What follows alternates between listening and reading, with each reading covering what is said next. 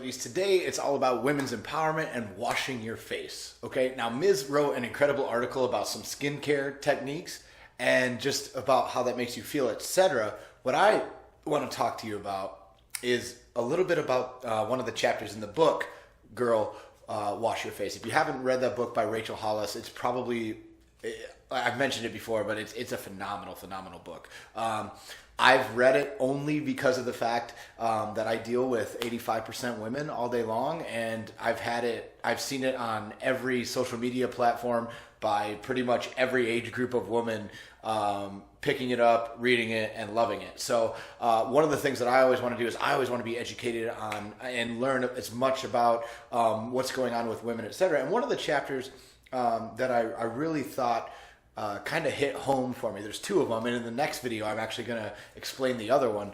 But one of the biggest things for me was not only keeping promises to yourself, but how many times do you bail on yourself to go watch TV, right? Or how many times do you do that last financial splurge before you go buy that purse, right? And then, budget starts next month. Diet starts Monday.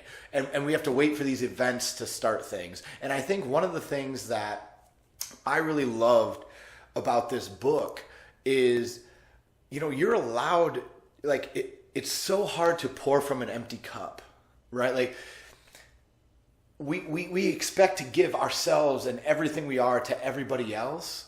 But the problem really is if we're not taking care of ourselves and we're not keeping promises to ourselves and we're not putting ourselves first to be the best version of us, how are we ever going to pour ourselves into other people? And this is for men or women, but man, for a lot of you, all I see online is how, and I've sat down and talked with so many women who have just cried in the office about how they just pour themselves into everybody else and they've never really taken the time for themselves, and they want that back.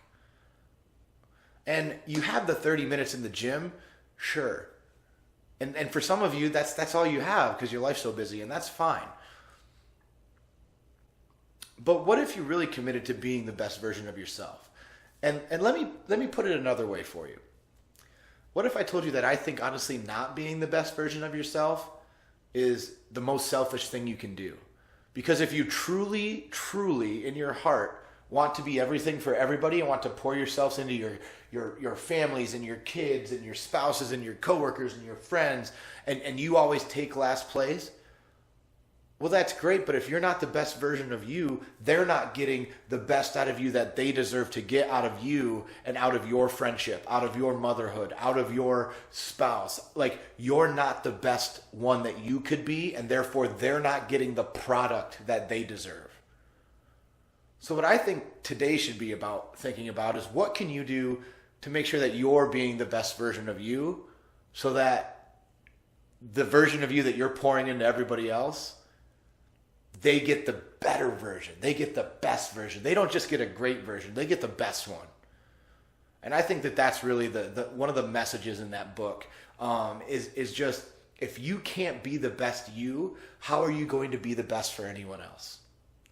I hope that you have an amazing, amazing day. I hope that you read Mrs. article. It's full of some awesome, awesome stuff. And I hope that you pick up that book. Have an amazing day.